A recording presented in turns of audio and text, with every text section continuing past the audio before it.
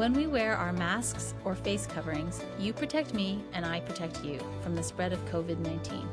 But for the best protection against the coronavirus, we must wear and use our masks or cloth face coverings correctly. All persons over age 2 and who can remove their masks themselves should wear one. Before putting on your mask, clean your hands. Your nose and mouth should be covered with no gaps between the mask and your face. Do not touch the mask when wearing it. If you do, clean your hands immediately. Replace your mask when it's damp. Discard disposable masks immediately after use, or wash reusable masks frequently. When removing your mask, do not touch the front. Remove your mask from behind, discard, and immediately wash your hands. Let's protect each other from COVID-19 and wear our masks.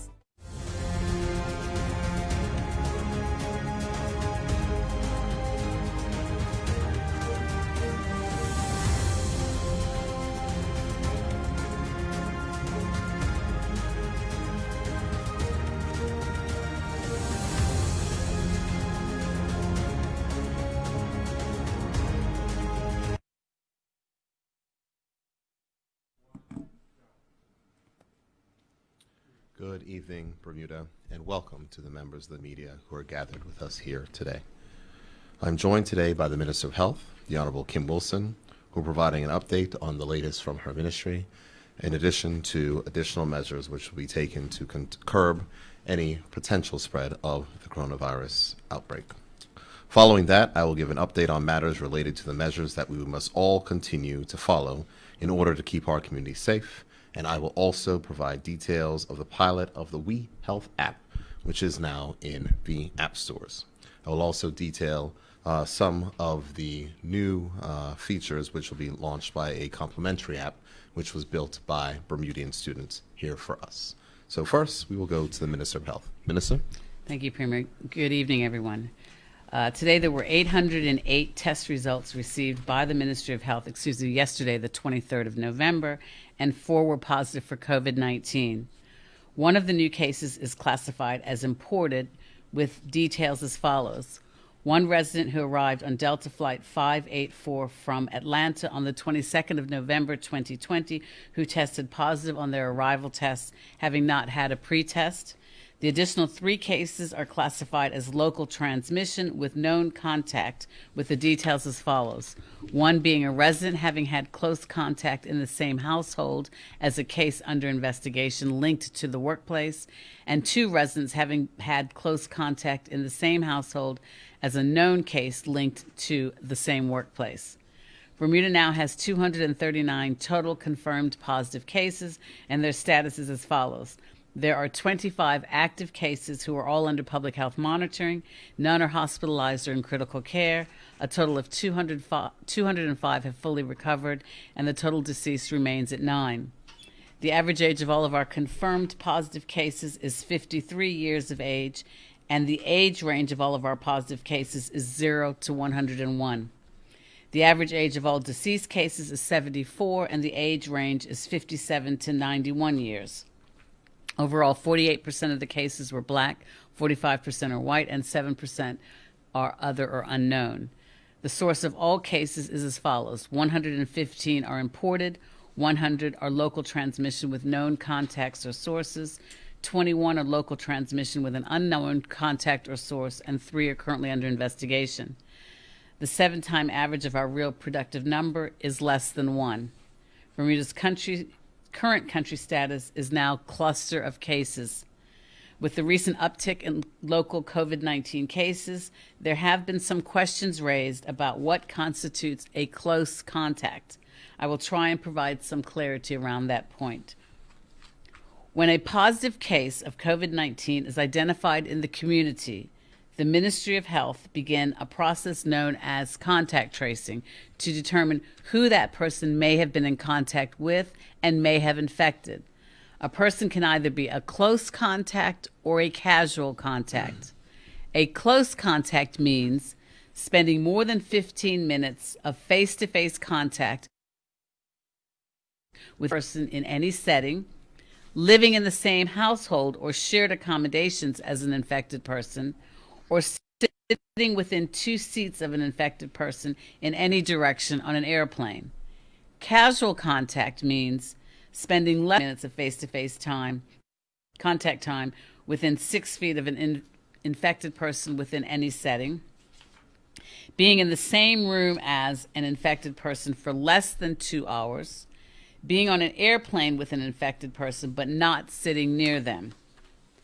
Spending more than 2 hours in a close space, such as an office or classroom. An infected person can be either a close contact or a casual contact, depending on the circumstances. Whether it's classified as casual or close contact will depend on such factors of the room and other factors. Health officials will let you, not social media, the health officials. If you are a close contact of a case, you must complete a 14 days of a quarantine is an offense. Will phone you to monitor any symptoms you may have. If you develop any symptoms of coronavirus, call your GP. You'll find out if you are a close contact because you would have been notified by the Ministry of Health's contact tracing team. If you are a casual contact, you should make sure you know the symptoms of coronavirus and be aware that you may develop them. You do not need to restrict your movements. If you develop symptoms of coronavirus, you will need to self-isolate and phone your GP straight away to get a coronavirus test. Persons who are a close contact should follow the guidance given to them individually by the epidemiology and surveillance unit. If you call the surveillance team and cannot get through immediately and are waiting for a callback, please be patient, as there are many contacts to be traced and persons with the closest contact will be contacted first. Also, if there is an outbreak in your place of work or business, remember that if you and your staff have been compliant as to what is required under our guidance, such as wearing a mask correctly at all times, washing your hands, and maintaining physical distancing where possible, your risk of infection from the outbreak will be significantly diminished. If you work in a smaller team in place where physical distancing is not possible or where staff travel together, you should also wear a mask. And these basic practices protect us every day and are in place for that reason, to protect us and to keep us safe. None of us can be complicit at this time. Without the precautions that we all know, wearing a mask, physical distancing, and hand washing, one case can easily multiply and spread. What contact tracing has taught us about the current increase in positive cases is that we are not staying within our small defined bubbles at all times. We need to work much harder to limit our interaction with families and friends. The ministry advises that you reduce your bubble sizes now. Choose only 1 or 2 other households to socialize with for the next few weeks. It is particularly easy to be casual in a workplace and relax around colleagues as you would around your family. Do not do this. As we enter the holiday seasons, typically a time when family and friends get together, we must be more mindful than ever about following these public health guidelines. Therefore, I would like to restate a reminder to travelers, which I've issued in a press release last week. All travelers, including returning students, are subject to mobile quarantine, restrictions on their movements and activities until they receive a negative 14-day COVID test. Therefore, all travelers should wear a mask at all times when in the company of others. Avoid indoor spaces, not attend large family gatherings. In particular, returning students should be careful of mixing with local students and family members while on island prior to their negative day 14 COVID test results. Similarly, those traveling for business should take the necessary precautions when returning and interacting with family and friends. The United States epidemiologists have observed that the way most people become infected in the U.S. may be shifting. In the summer, a large driver of the infections was young people socializing and bringing the virus home to their parents and relatives. Now, family and social gatherings are assuming a much more prominent role with respect to the transmission. If you will be hosting or attending a gathering during the holiday season that brings people who live in different households together, please listen to the following tips as recommended by the Center for Disease Control. Limit the number of attendees as much as possible to allow people from different households to remain at least 6 feet apart from all times. Guests should avoid direct contact, including handshakes and hugs with others not from their household. Host outdoor rather than indoor gatherings as much as possible. Avoid holding gatherings in crowded, poorly ventilated spaces with persons who are not from the same household. Increase ventilation by opening windows and doors. Require guests to wear masks. At gatherings that include persons of different households, everyone should always wear a mask that covers both their mouth and their nose, except for when eating and drinking. Encourage attendees to wash their hands often with soap and water for at least 20 seconds. If soap and water are not readily available, use a hand sanitizer that contains at least 60% alcohol. Limit contact with commonly touched surfaces or shared items such as serving utensils. Clean and disinfect commonly touched surfaces and any shared items between use when feasible. Plan ahead and ask guests to avoid contact with people outside of their household for 14 days before the gathering. Wear a mask while preparing food for or serving food to others who don't live in your household. Limit people going in and out of the areas where food is being prepared or handled, such as the kitchen or around the grill, as much as possible. And wash dishes in the dishwasher or with hot, soapy water immediately following the gathering. The more of these prevention measures that you put in place, the safer your gatherings will be. No one measure is enough to prevent the spread of COVID-19. Mindful of the changes in our status from sporadic cases to cluster of cases, additional public health restrictions will be put in place. First, as we must be cautious with our care homes due to the vulnerability of that population, the ministry is proposing to restrict care home visits. The primary change is a return to only essential visitors being allowed in the home. However, restricted outdoor visiting will be permitted. This will impact the availability of activities in the homes, including daycare. The ministry is currently consulting with the care homes on this matter, and a decision and order will be issued before the end of the week concerning this. Second, the ministry will seek changes to the Public Health COVID-19 Emergency Powers Number 3 Regulations 2020 to achieve the following.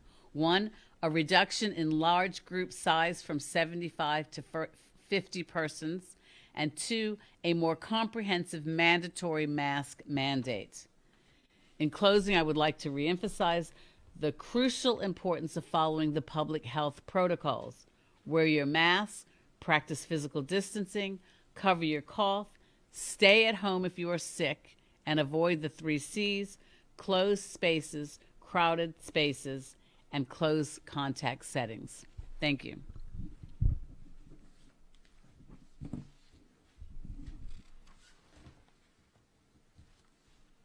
Thank you very much, Minister of Health.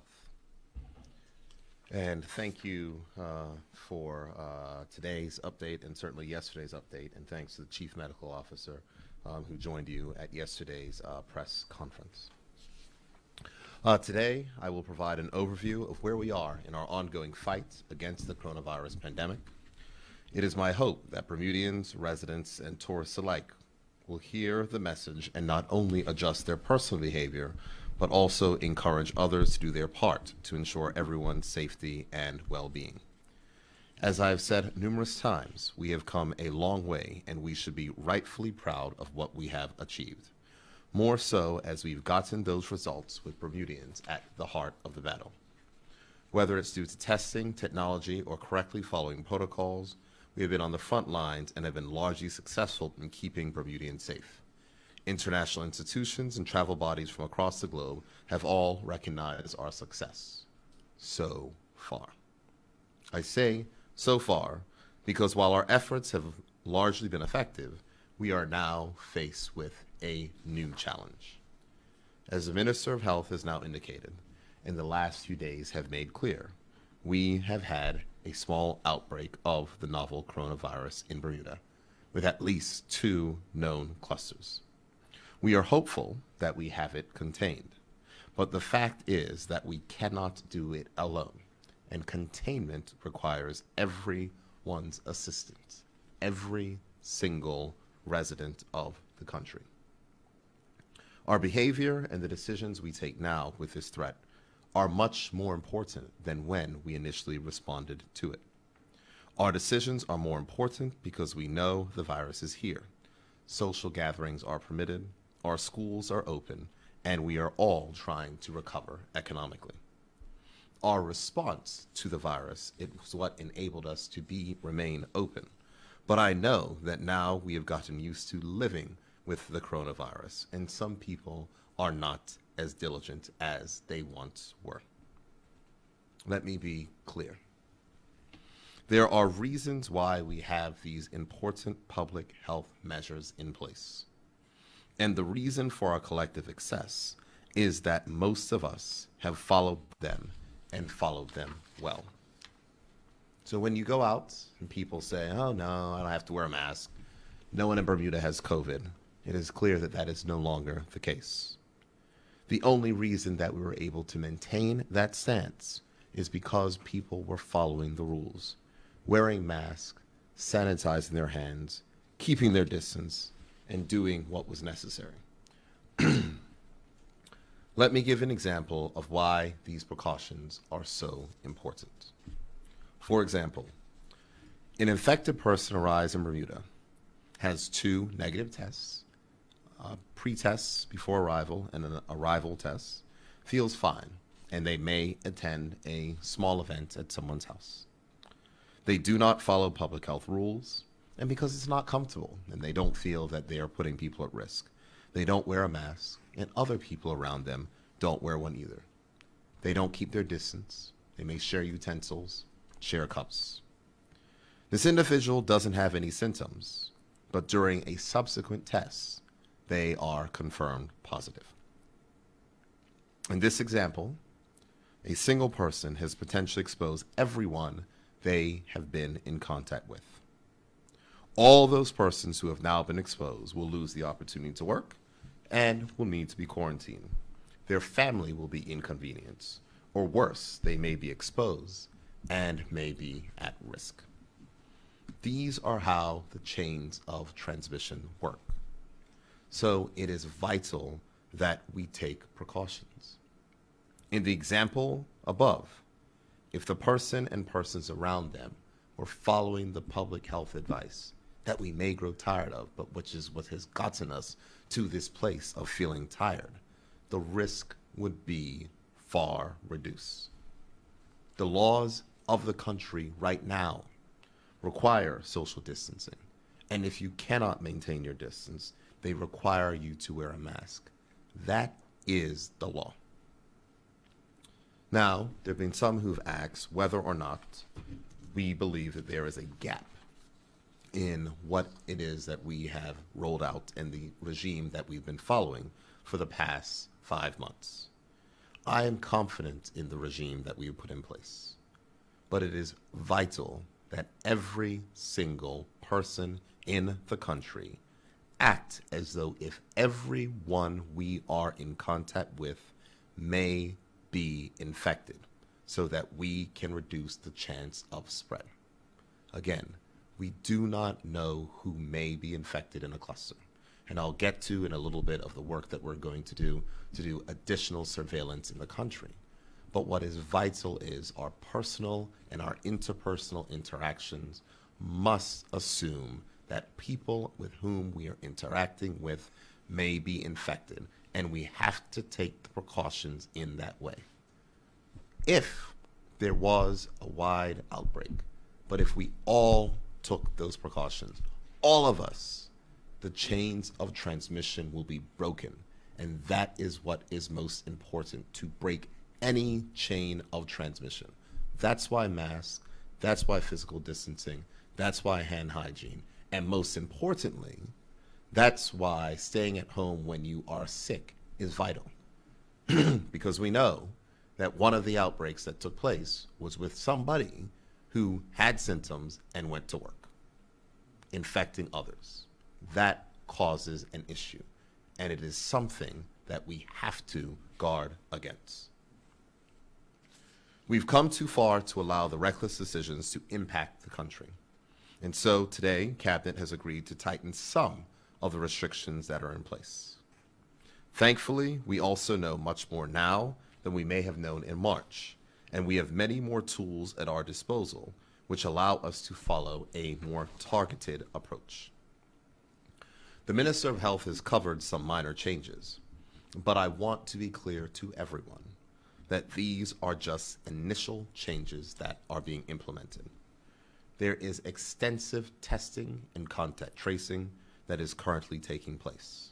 And if we believe that there may be chains of transmission that we do not have a handle on, further and more severe action will be implemented immediately.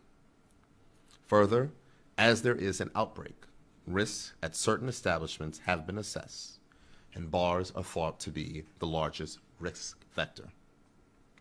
Instructions have been issued to the Attorney General's chambers to finalize changes to the regulations to require employees at these establishments to be screened by a saliva test, so not a nasopharyngeal swab, but saliva test for the coronavirus. The Minister of Health will announce the times for the saliva screening, but it is anticipated at this point in time that that screening will take place Wednesday and Thursday at 6 p.m. at the Perot Post Office. Let me be perfectly clear. I have no desire to close down establishments, but we must strike the right balance. In other countries where there have been minor outbreaks, immediate lockdowns were implemented. All bars, all restaurants, all gyms, all personal care services were immediately shut. We do not yet feel that is warranted, but we need the cooperation of workers and owners of establishments where there is the biggest risk of persons gathering indoors and possible vectors of spread to cooperate. We will continue to roll out additional screening as it is important that we have a grasp on what the outbreak looks like inside of Bermuda and to have a handle on it so that we can continue to be a success story rather than a casualty. And just as a note to bartenders, because you may get a saliva screening and because you test negative does not mean that you can go to the bar to work and work without a mask. We have asked the police to adopt a zero tolerance approach. And to be clear, last week a zero tolerance approach was not adopted. We have asked the police to adopt a zero tolerance approach. It is far too important for persons to let their guard down right now. I am confident that we can get through this very difficult period if we all remember the precautions of which have been put in place. But the zero tolerance approach, especially at licensed establishments, has been asked for by the government, and it is hopeful that that will be implemented. And with that, it means that if you are an establishment that is not following the rules which have been laid out, under law, the police can close an establishment for 24 hours to give you time to cure. Let's not let that happen. And we are going to make sure that we start with the highest risk establishments, but the Minister of Health and her team have already been to bars, have been to gyms, have been to beauty salons and other places to ensure that these precautions are taking place and are being strictly enforced. I have no desire whatsoever to revert back to shelter in place. None of us want to go back to the place of where we were before. But if we do not all do our part, we will be forced to do so. And we have seen in other countries where small outbreaks have turned into larger outbreaks. That is not what we will have here. And I trust that the people of the country will cooperate so that we can constrain this outbreak. There are additional measures that will be announced in the coming weeks to assist in what we are doing in the community to make sure we keep a grasp of those risks. One of those will be the introduction of visual indicators so that persons can be aware of people who may have recently traveled and who may present a higher risk to the public.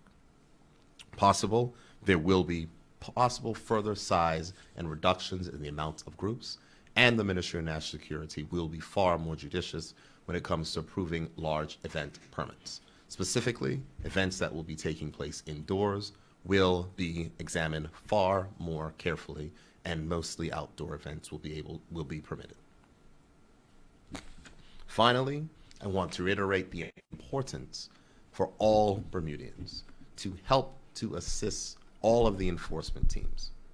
If you see an establishment that is breaking the rules and putting us all at risk, pick up the phone, call 211 and report it.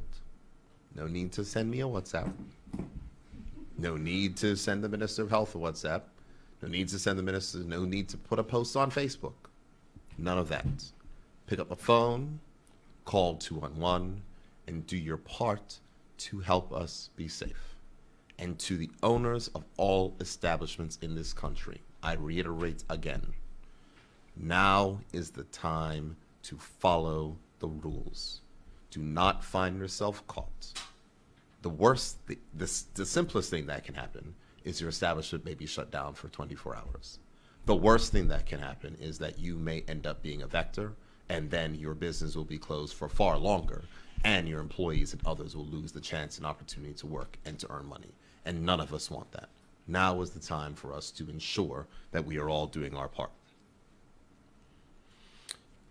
As the cabinet mandated measures will get put in place, we will also use technology to help Bermuda manage the spread of the coronavirus. This week, we will finally, and I say finally because it's been long awaited, pilot the We Health Bermuda app. This is a new, free smartphone application that provides fully anonymous COVID-19 exposure notifications.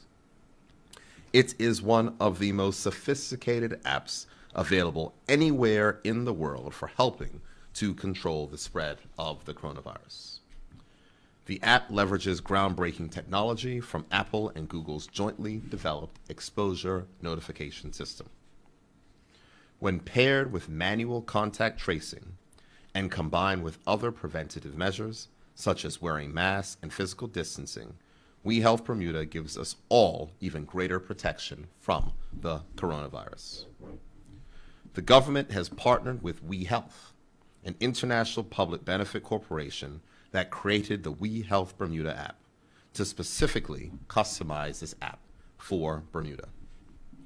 The Department of Health is in the final testing phases of We Health Bermuda. We do expect to find some minor fixes and improvements that may need to be made through early testing, but that is a normal part of any app launch.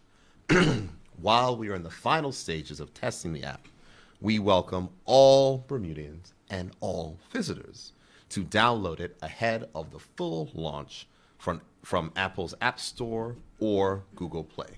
All you have to do is go to your store and search We Health Bermuda. The app will run on iPhone models 6S and above. This is kind of technical, with iOS version 13.7 or above installed, and Android users can use the app if their phone supports Bluetooth Low Energy and Android version 6 or above. And most phones nowadays have a little bit higher than that. They have Android 10. During this testing period, we welcome anyone who has downloaded the We Health Bermuda app to send feedback on their app experience.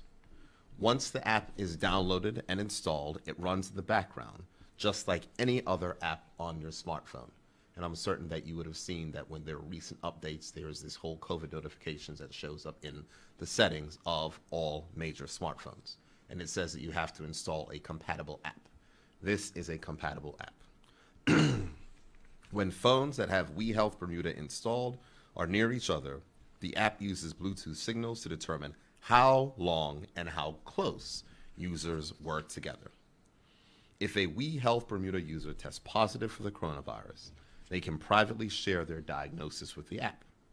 We Health Bermuda will then automatically send an anonymous COVID-19 exposure notification to anyone who is in close proximity long enough to be considered a risk of COVID-19 infection. Because the app logs Bluetooth signals and does not require contact information, We Health Bermuda can anonymously alert app users you do not personally know, which can help slow the spread. And this is important because when you download the app, it doesn't ask you for your name, you don't have to put in your email, all the rest. And it's important to note that none of this information goes to the government of Bermuda.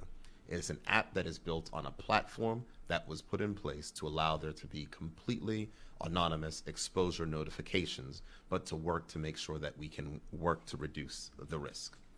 Every We Health Bermuda exposure alert will provide app users with the date and time of the possible exposure, along with an estimated risk level, and the next steps that you should take from the Ministry of Health.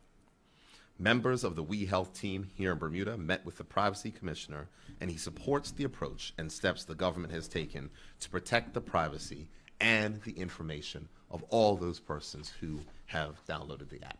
And the reason why this took so long is because we wanted to make sure that all privacy considerations were put into place. We Health Bermuda notifications can help to alert others to potential exposure even before symptoms appear. Exposure notifications also allow people to quickly take the next steps to help prevent any possible spread. We Health has a track record of success at 2 American universities where the app has been downloaded by 50,000 people. They have built off of that success to customize this app for Bermuda and our needs. You can find out more information about We Health Bermuda at gov.bm/WeHealthPilot. Again, that's gov.bm/WeHealthPilot. That's all one word. Or, as I said, you can download the apps today. Just search We Health, one word, Bermuda, inside of your app store, and you can download the app now and start tracking your notifications. Using technology, together, we can make Bermuda safer. Additionally, there is another app that has been built by local Bermudians to assist members of the public who own establishments and are required to collect contact information of persons who enter their establishments for contact tracing purposes. Last year, the government of Bermuda launched a boot camp in combination with Code 441. 2 of the students from that boot camp this year were engaged to build an app. An app works by scanning the back of your driver's license. So right now, when you enter an establishment, you're required to write down your name and your phone number and your email for contact tracing purposes. What this app will allow is to skip that, for a driver's license to be scanned, for that information to not be kept with the restaurant itself, but to be able to be stored and accessed only if there has been an exposure and there is a need to contact trace afterwards. So what we've seen in some restaurants, of course, if you go to a door, there's a whole bunch of people's names and phone numbers, etc. And this is something that could be considered a privacy risk, as people can get persons' information. That is a crude method. We've now replaced it with an electronic method in where individuals will be able to scan their driver's licenses and will be able to record the contact details from that particular instance. That app was, as I said, developed and is ready to launch. It is not inside the app stores. It is a fully web-based app, so it can work on multiple items, and we'll be giving further details on that app as we roll it out over the next few days so that restaurants and bars, clubs, gyms, stores, anywhere they're required to keep contact information on the persons entering can simply scan that information in order, or you can elect, if you wish, to write your information down still. But this is a way to make it happen a little bit more quickly. In closing, as we consider the next steps and as we look at what needs to be done to ensure that we contain this small outbreak, I recognize that anxiety levels are increasing. People are concerned about what will happen next. People are concerned about their holidays. People are concerned about Christmas. People are concerned about their family. People are rightfully concerned. On the backdrop, certainly there is news overseas which will cause persons to naturally feel more anxious. This, combined with the backdrop of people being unemployed and financial stresses, are increasing for many. Depression, anxiety, feeling alone are just some of the emotions that people may be experiencing. I cannot stress it enough, and I will stress it every single time I do this press conference. Please understand that you do not have to suffer alone or in silence. There is help available. There are professionals who will listen and provide guidance to you at this time. The Emotional Wellbeing Hotline is a resource that you can use to talk with someone. The phone number is 543-1111. Again, 543-1111. And while we all work to make sure our physical health is taken care of, we must pay equal attention to our brain health. We must reach out and ask for help when we need it. Thus concludes my remarks for today, and I'm happy to take any questions that members of the public may have for myself and or the Minister of Health.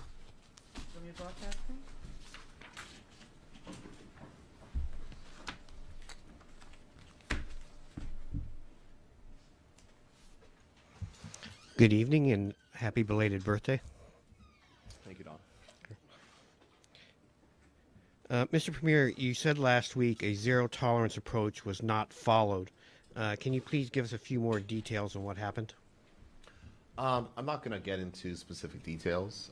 As you would know, the government, the elected government of the country does not control the police. We've had discussions with Government House, and I'm confident that a zero-tolerance approach will be taken in the future. I'm hopeful that a zero-tolerance approach will be taken in the future. And when I say this, you saw that I think the police put out a statement and said that most places were in compliance. What we had asked for, if there was any place that was not in compliance, that the laws that the cabinet passed to give the police the power to close an establishment for 24 hours be exercised, and that was not the case. It is my fervent belief that that is what is necessary, because my belief is that if the police come and if they tell someone to change something, if that person did not have that in place in the first place, when they are clearly aware of the requirements for operating their business and establishments during these times, if these rules have been set out and they have not changed, then they will just revert after the police leave. And it is important that we minimize these possible places of transmission. So there were conversations that were held with me, the Minister of National Security, also His Excellency the Governor.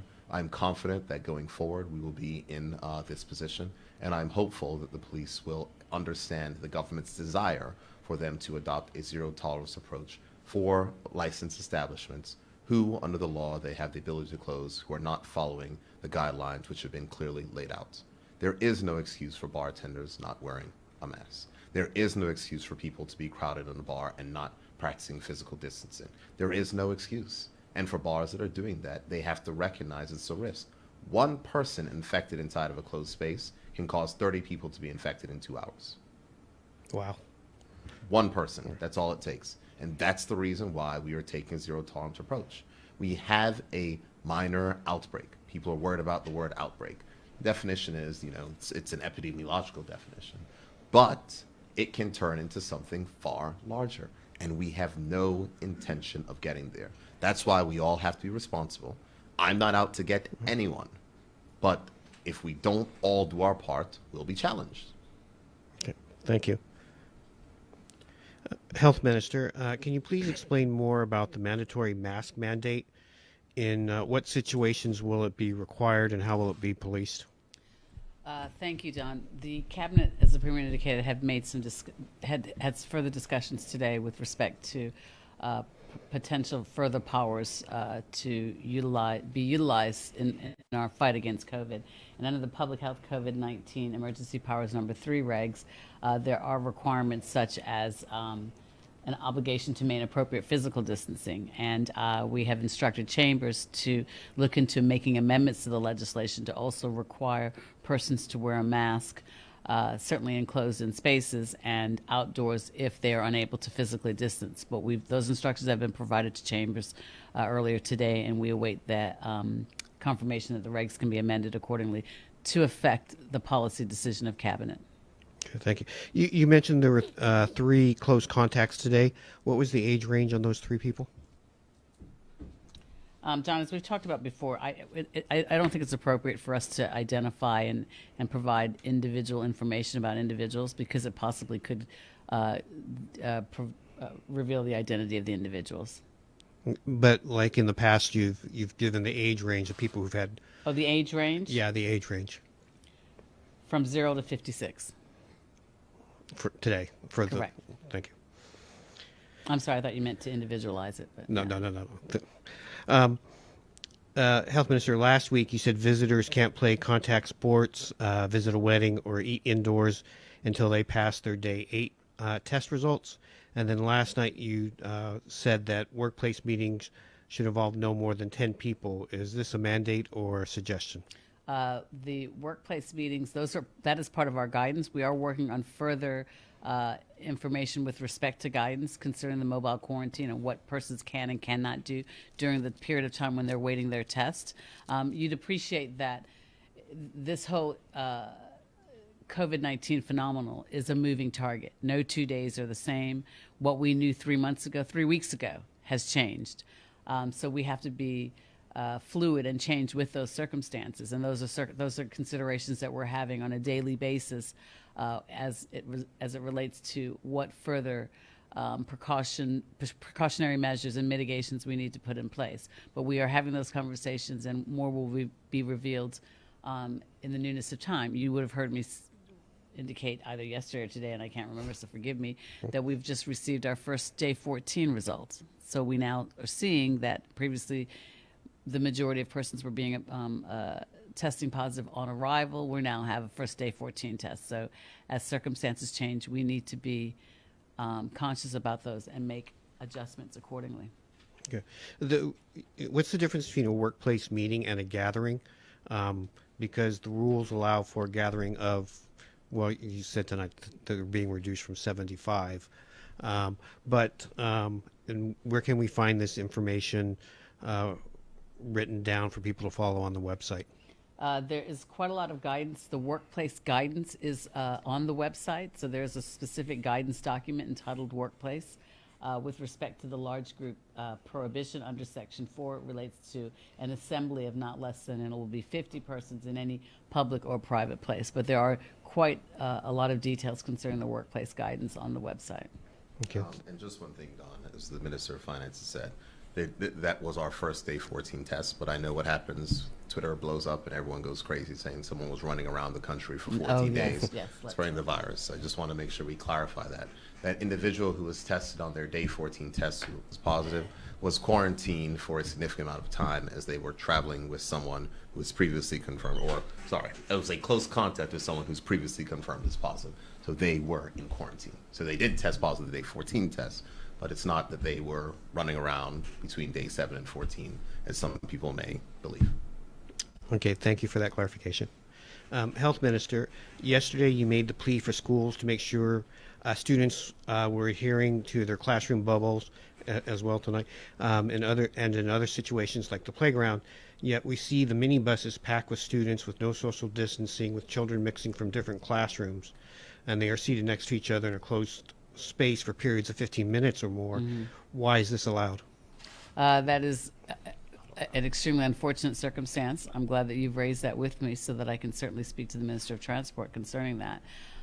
But the issue concerning the requirement of bubbles is paramount to us addressing this COVID. But I will have those conversations with the Minister. Thank you for raising that with me. And when you say it's allowed, it's not allowed. And thank you for raising that. And yeah. It's very simple. And so, call 211 or something because it's very specific. All public transportation is requiring of mask wearing, and if it's minibus for schools, it's the exact same thing. It is that requirement, and those requirements have been clearly spelled out. So I thank you for raising that issue. So just to be clear on that, the minibuses, if they seat 24 people, there should be one class, and there should be seats in between the students? I'm not going to speak to that specifically, but what I can speak to is that there are capacity restrictions, and everyone is required to wear a mask. Okay.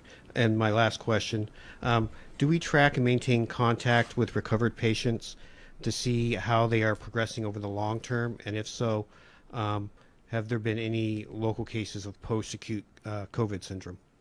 I can't answer that. I'd have to ask the epidemiology team. I do know that they do keep in contact with individuals. However, once they're deemed recovered, then that contact no doubt fades away. But let me find out for sure if there's any post-acute recovery COVID persons that they're continuing to maintain contact with, and I'll get back to you. All right. Thank you very much. Fiona, you want to go?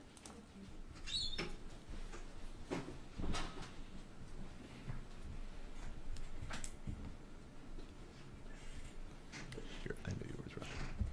Thank you very much. Good evening. I'm Fiona McWhirter from the Royal Gazette. Minister of Health, you mentioned that the age range of confirmed cases now starts at 0. Can you tell us if there's any more concern about an infant under the age of 1, whether or not they are more vulnerable than an older child or an adult, for example? I think with respect to the vulnerability, obviously circumstances such as health play a part in it. Clearly, a concern exists when we're speaking about such a young child.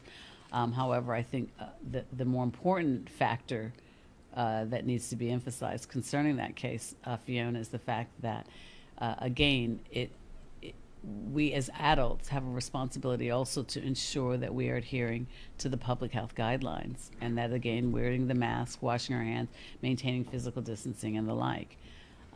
It's a sad phenomenon, one that I'm not saying we were expecting it, but the reality is it is unfortunate. However, as I understand, the child is stable and is being, under his or her doctor's care.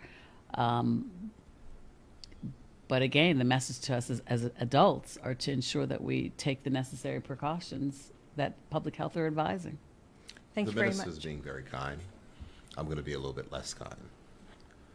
These things are preventable. There is absolutely no excuse. And the fact that we are dealing with someone who is under the age of 1, clearly, is due to the fact that at a workplace, people were not following simple and basic precautions. And there was an individual who had symptoms who was there for a week. Persons were concerned and nothing was done. Inexcusable. And so we are actually now dealing with potential additional restrictions and other things. And we got lucky in capturing the case and identifying the cluster as quickly as possible, because individuals had a concern and they took it upon themselves to go ahead and get tested. And someone else was looking to go somewhere and then all of a sudden it was able to come together that quickly. But it was purely preventable.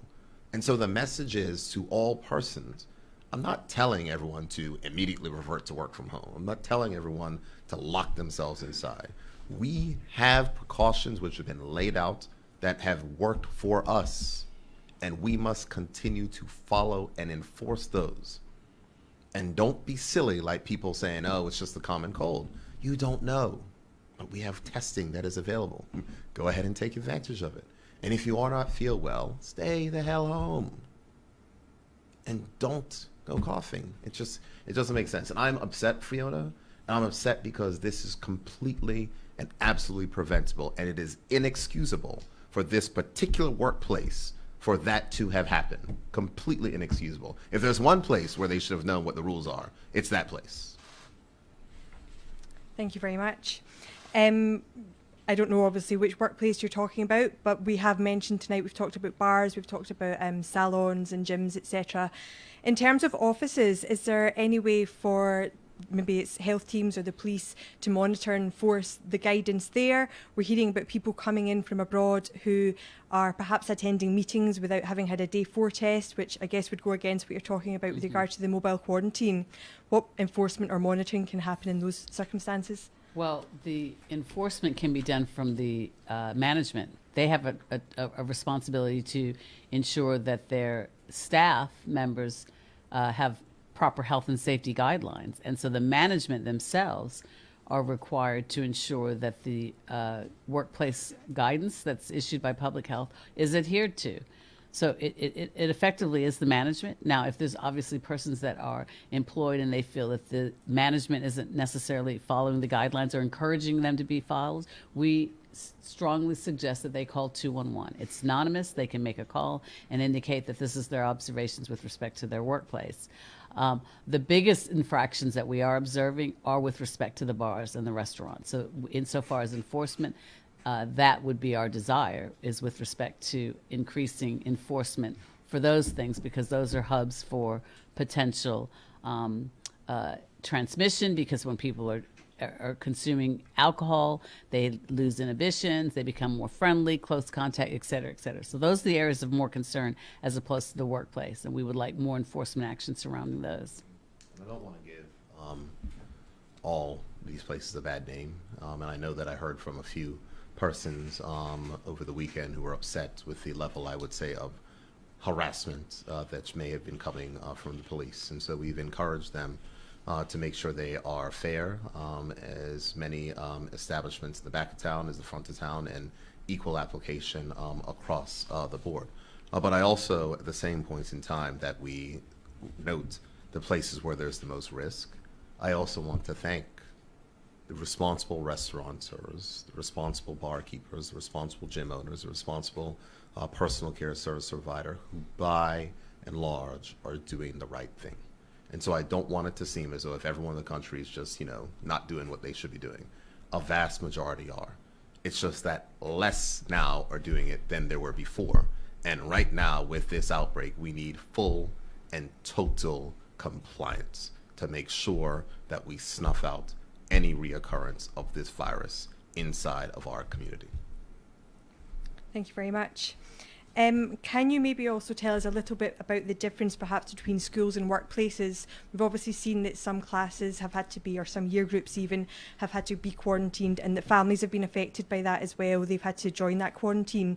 It seems that that same thing doesn't happen in workplaces. Perhaps you can correct me if I'm wrong, but if not, can you maybe give us an idea as to why there's a difference there? I wouldn't say that there's a difference. If there is a close contact, and we've just gone through an academic exercise describing the difference. If there's a close contact to a case, then that particular establishment, be it a school and or a workplace, depending on the circumstances, would be all asked to quarantine. So for example, I work on floor 3, and there's 10 of us on the floor. We all work in close proximity of one another, and one person is a case. The other 9 of us, because of our close proximity and if we're deemed as close contacts, would be required to quarantine. But if the office has 2 floors and there's another floor on the 4th floor, and it's been determined that the case has never been up on the 4th floor, they won't be required to quarantine. So it depends on the circumstances. Likewise, at school, if a child is positive, then the classroom would be required to quarantine. But it doesn't necessarily mean the whole school. In the cases that you've heard us speak about recently, regrettably, they weren't bubbling. The classes were not in bubbles. They were all engaging in after-school activities and so far as play and so forth. So it depends entirely on the circumstances. I think the lesson learned is the smaller the bubble, the less people that are affected if a case is identified. Thank you. And maybe then this is my misunderstanding, but I was under the impression that certainly at least one of the schools there had not been any positive cases identified. So in that case, it's a classroom that has had to quarantine, although there weren't actually any positive cases in the school, unless that's since changed. In some of the cases, the child was a close contact of a case. Yeah. Yes? But not a positive within the school. Correct. There have been no positive cases identified at any school, public or private, this week. Thank you. Excuse me. And some clarity, if you could, with regards to the pop-up testing sites. There seems to be some people that are talking about individuals attending there who have symptoms. Would that be the right thing to do, or people with symptoms shouldn't be going? Thank you, Fiona, for that. If a person has symptoms, we are discouraging them from attending the pop-up. If they call the COVID hotline, they will be directed to the nursing team, who will make arrangements for them to privately get a test. Normally it's at the cathedral, but certainly symptomatic people should not be just showing up at the pop-ups. However, we are looking to, and hopefully we'll be able to finalize. In fact, we sent a letter to Corporation of Hamilton this evening to secure a location so that we can have a symptomatic pop-up location that will run every day. That's indoors, well covered. That's great. Thank you very much. And lastly, slightly unrelated, Mr. Premier, with regards to the situation at the docks, can you give us any indication if there's been any movement there at all? I know it's Minister of Labour, but perhaps you're aware. No problem. Cabinet works all the time. Minister of Labor, reading email from right now, that the dock dispute has been now referred to the for settlement for the Labor Disputes Tribunal, and the minister is about to gazette that there is a labor dispute that is currently in effect. This reference should get the dock workers back to work. I cannot state under what particular conditions. I do know that the Minister of Labor, through the Ministry of Labor and the Labor Relations Office, has been working with both parties to try to get to a resolution. I know the Minister of Labor worked all throughout the weekend trying to get one. There was another meeting yesterday, and there was an attempt to have some follow-up items today, but now the Minister has declared that there is an impasse, so he has issued gazetted a notice that a labor dispute does exist. And I recognize certainly there are a number of challenges that result from this, but now that this has been done, I am hopeful that persons will return back to work so that we can continue trade and commerce and look to resolve this dispute which has come up. Appreciate that. Thank you very much. No problem, Fiona. Good evening. Following up on that dock situation, as Fiona indicated, Premier, why hadn't you utilized the essential service legislation, taking an injunction on the dock workers and having them back to work? That would be a question that would be directly better put to the Minister of Labor. So when the press statement comes out tonight, Trevor, you're happy to send a response and get that answer. I will say from where I sit, I have complete confidence in the Minister of Labor. The Minister of Labor worked through the process to try to bring the parties to resolution. And when he felt that there was a dispute, there was then the gazetting referral. The last thing I'm trying to do, I don't think that an injunction is the first step. I think that's probably something that's a little bit later down the stages. But the dispute has now been gazetted or will be gazetted. And so it is my hope that the workers will return back to work as we look to try to settle the impasse, and that has led to this labor dispute. Thank you. And let's talk about, you made mention of bars and No problem, establishments. Word coming to TNN word. from one of my favorites that you like, not a Czech group. Word coming to TNN from Trevor. Saturday, Premier. You were at the western end of the island Yes. at an establishment, Mm-hmm. and I saw documentation, a photo of you socializing. The persons that were around in these photos, and I'm in a wide range without masks. So the statement from these individuals that are watching us, saying Bermuda is watching. They're taking what you say to heart. A bit of advice for the Premier: can you practice what you preach? Oh, I can absolutely practice what I preach, and I'm happy to say that, Trevor.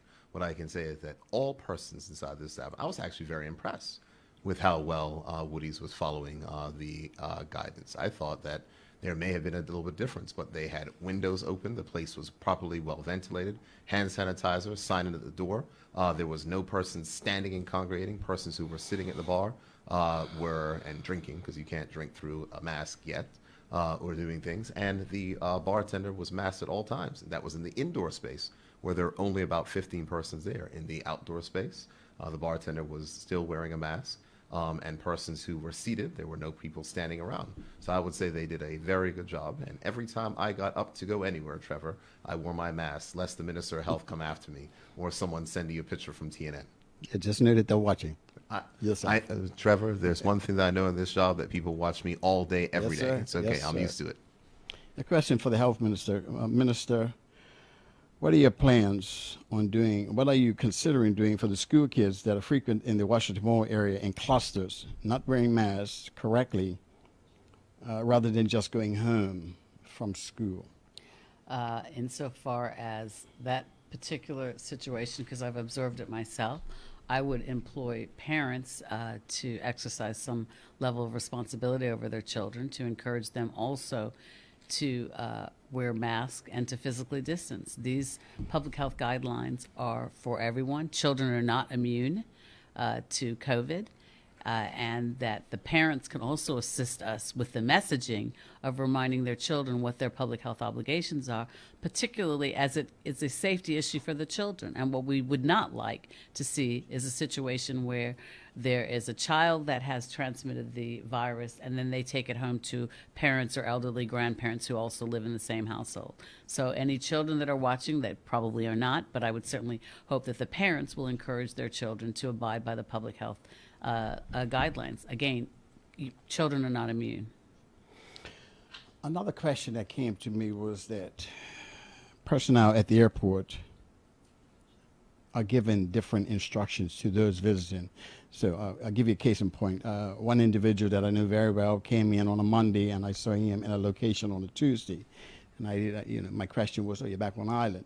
Mm-hmm. And he said he just came back yesterday. So my statement to him was, "Why are you out? Shouldn't you be quarantined?" He said, "Members at the airport, individuals at the airport are telling him, so long as he wears his mask and he stays 6 feet social distance, he should be okay." Mm-hmm. What is the protocol? Well, the protocol is, and I don't know in this particular case. I'm going to. Was he wearing a white bracelet? I didn't notice. I was just concerned that he was presumably mingling at a location that I'm not even going to identify where he shouldn't have been. Okay, so presumably he had a pre-test. So if he had a pre-test, he would have had a arrival test. And every passenger that arrives in Bermuda is provided with documents, written documentation as to what the protocols are, checking your temperature, et cetera, et cetera, et cetera. And as I've spoken about before, and we are going to be providing further guidance on this, further communicational guidance on this, illustrations and the like. We have a phenomenon that's called mobile quarantine. And though I know the words don't seem consistent, when you have traveled from abroad and you have returned to Bermuda, your movements, as I spoke about today, are somewhat restricted. And until such time as you've received your, and I don't know the circumstances, but I'm going to presume that they did not have a pre-test. Until such time as they've received their final test at day 14, they are required to exercise extreme caution. Avoid large spaces, avoid crowded places, avoid huge family gatherings until they get their test results. That information, like I said, Trevor, is provided to them upon their arrival. I can't speak to who said what to them, but they would have received documentation in writing, and one would hope that it would be read. But the reality is, again, with respect to the mobile quarantine, until such time as you have been cleared with respect to all your test results, then you have to exercise extreme caution. And it's important in that aspect, Trevor. And you would have heard the examples of which I would have given. The fact is that these individuals need to make sure that they are observing the public health guidance to the letter, because not observing the public health guidance to the letter puts the entire community at risk, and that's returning residents and or visitors. And so from that aspect, the Minister of Health has been very clear. You would have heard in my statement that we're considering further items which may assist, such as being done in other countries, such as visual indicators. So in other countries, people who have returned from travel have to wear special wristbands, not quarantine braces. I'm talking about special visual, bright wristbands that people can see that this person traveled until they get cleared from their test, so that persons can adopt the appropriate precautions, because I think that it's important. And so from that level, I mean, I was a little bit angry earlier from, of course, wearing the BHB shirt, but it's upsetting to me. But the challenge that we have is that. Under the bus. Pardon me? Throw me under the bus, but go on. That wasn't my intention, Trevor. You know that, Trevor. But what I am saying is that the challenges that we have there are certainly avoidable. And we all have to make sure that we are taking the precautions to make sure that we avoid these things. Okay, well, I guess he scores even. But What we'll leave it happened now, at that. Trevor? What'd I do? Another question, Premier. Some workers who were forced to leave the island are back on looking for their redundancy pays. These workers from South Princess. Was this covered in the agreement Come on, payout? I'm sorry. Let me. Some of the workers from Southampton Princess, Okay. guest workers that had to leave, some of them will come back to receive their redundancies payout. Was this covered in the agreement payout? If not, why not? I'm not certain of the question you're asking. Can you try that one more time? Some workers, overseas workers, Okay. that were forced to leave the island prior to the redundancies payout from Southampton Princess are back on island looking for their pay. Were they included in the payout from last week? The only answer that I can give to that question is that all persons who were due to receive under the laws and agreements that are their collective bargaining agreement, I think would apply for regular staff, and Employment Act, I think, would apply for management, were due to receive funds. I know that persons who may have left, I remember there was a conversation that those funds would find a way to make sure they're remitted, but every person who was legally obligated to receive something, then yes. Okay. My last question. What is Christmas and Boxing Day going to look like this year, Premier? You know, we both like the gum bears. So what's going to happen with those especially that love to follow the gum bears? What are the restrictions going to look like? Well, gum bears wear masks. You might have to wear one too. I would say on a broader level, we don't know, Trevor. We don't know. I mean, and I know that's Any your thought? last- I'm just saying, any I'm saying, thought? no, that's your last question. That's your last question. So I'll take the time, to expound, because it really depends. And I think what I had said inside of my statement is clear, that we now have to make sure that we are doing everything that is possible to reduce any possible additional local transmission of this virus, knock it back so that we can have a semi-normal Christmas holiday. If we get to a place that is worse, as I have said and indicated inside of my remarks, the government will not hesitate to take stronger and firmer action, which is necessary and required to keep the country safe. That's what's necessary. I don't want to do that. No one wants to take actions that will put at risk our nascent tourism recovery. No one wants to take actions that will put at risk the activity that is taking place inside of the economy, despite the fact that we have a pandemic that is raging globally around the world and has tried to rear its head here again. So I don't know what it will look like. We will determine what it will look like when we get closer to it. But I can say this, if we keep acting silly, it might be a challenge. And none of us want to go back to that place. I don't. I think that we can live our lives with good precautions, and I think that we can get us to a place where vaccines are widely available and persons will be vaccinated, and then persons will, have protection. I think that's fine. And remember, I'm getting a vaccine, Trevor. I don't know about you. Say it again. Say it again. Pardon me? Say it again. Persons will be vaccinated. You get a vaccine. I am. I told you I'm getting a Good luck, vaccine, sir. Trevor. Good- You asked me last week. Good luck. Thank you, Premier. No problem. But in saying that, it's important, and the only way that we're going to be at a good place is if we all follow the rules.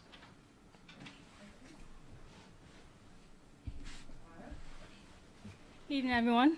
Good evening, Ms. Blasio. Maya Palacio for Media Maya. Just want to piggyback off of what Trevor had said about a person that you had mentioned that arrived and didn't know where they were supposed to be or where they couldn't have been because the form itself at the airport doesn't necessarily say. I can kind of confirm with that. I had the same situation with someone that I knew close to that. It didn't say it on the form, and people don't necessarily would check the website right away, even though they should. So just suggesting to the ministry, especially since a lot of students are going to be coming back, to have it on the paper, because I'm looking at it right now, to say like on day 8 you can't do this, that, and the other on day 9 tests. So that would be kind of helpful for those coming back home. And you could assist me by spreading the word with your I will Media do Maya, that. I will put it especially if on. you have student population. Thank on you. Instagram.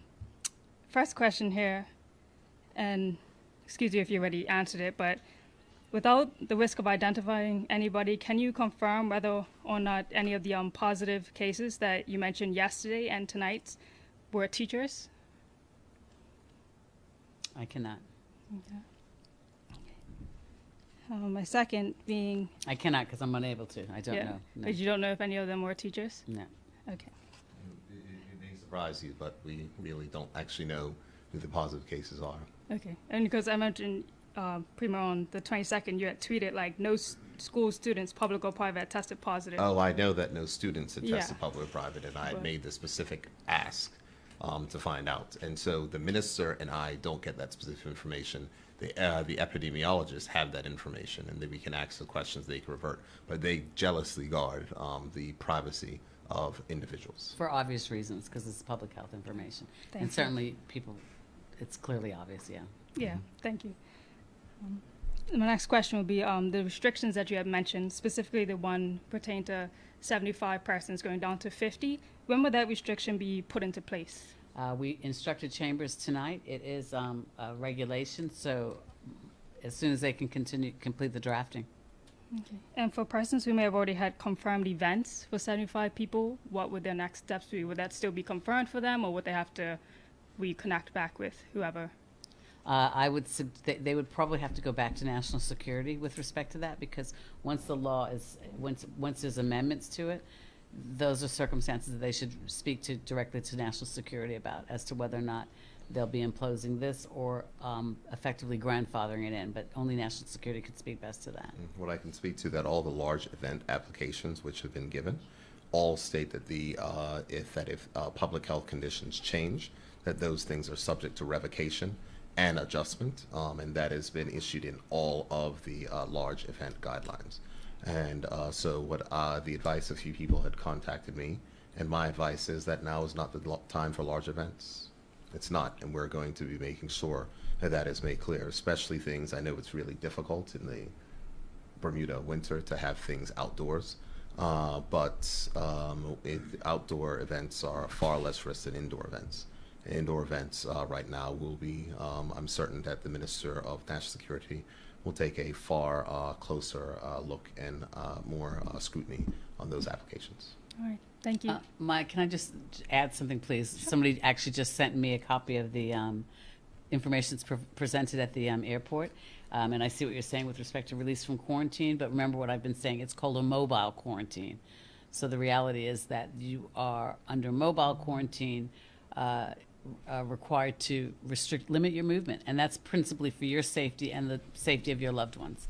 So as you would have heard me speak about in the press statement earlier about what mobile quarantine, avoid large group gatherings, avoid the 3 C's, etc. Yeah, yes, thank you. Thank you. But just some people, just to go back, some people think that once they've had their second test, they can like still move on, but can't, go to some big events, but still, let's say, to the restaurant and still sit inside. Sure. Some people still think that Like I is said, still we are okay. working on a better communications plan of that, but I would really be grateful, recognizing the clientele that you have in your readership, that if you could help us to promote that message from your perspective concerning the importance of mobile quarantine, particularly for the students that are returning. Yes, Thank you. My next question.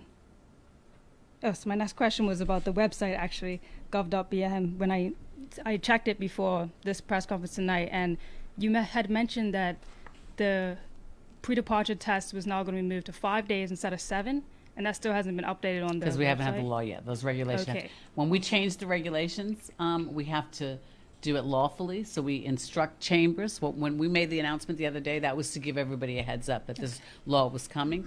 We instruct chambers and ask them to draft accordingly. So we're waiting for that. As soon as that's done, then it'll be a regulation and we'll table it. Awesome. And for the 8 new positive test results that were yesterday, and then obviously the ones from tonight, that still hasn't been updated on the website either, though. The last date update for the COVID was November 19th. So, On the website? yeah. Okay. So just a heads up to update that. So the last day for update for what was? I didn't For the COVID-19 test result, like all the regulars, it was November 19th was the last update. I checked it when I was sitting here before we started. Okay, thank you. Yeah, so it doesn't include the 8 from the weekend or the, yeah. Well, thank you for that. It's bizarre. We're doing a pretty good job of getting that updated, so thank you. You're welcome. And then my final question for tonight was about the expectancy of a vaccine. When will we be expecting to see that on the island? I was just emailing them about updating the website. We have secured, Bermuda has secured the facility through COVAX facility, as well as Public Health England have indicated that they too will be providing us with a vaccine. Whichever one is available first, that's what we will seek to obtain. It does seem like from recent reports from Public Health England that theirs should be available by the end of December, and we should have it on island soon thereafter. Okay, and a follow-up would be, but will there be a group sort of meeting or forum about, what you have to do if you take it and any precautions and things like that so the island can know? Well, there will be information out there just like we do with respect to the flu and other types of vaccines, with respect to potential side effects and the like. I'd like to also just take this opportunity really quickly to reiterate the fact that we are finalizing the protocols, but it is likely that healthcare workers and the vulnerable will be the first recipients of the vaccine. Okay, thank you very much. Those are my questions. All done? Yes. Thank you very much. I thank everyone for tuning in. We leave you with a message that the Minister of Health and I had been saying for a very long time, that it is very important that we follow the rules, very important that we follow the regulations, and we need everyone in Bermuda's support to ensure that we can get through this minor outbreak, cut off any possible change in transmission, and continue to be an example to the world on how to manage the novel coronavirus.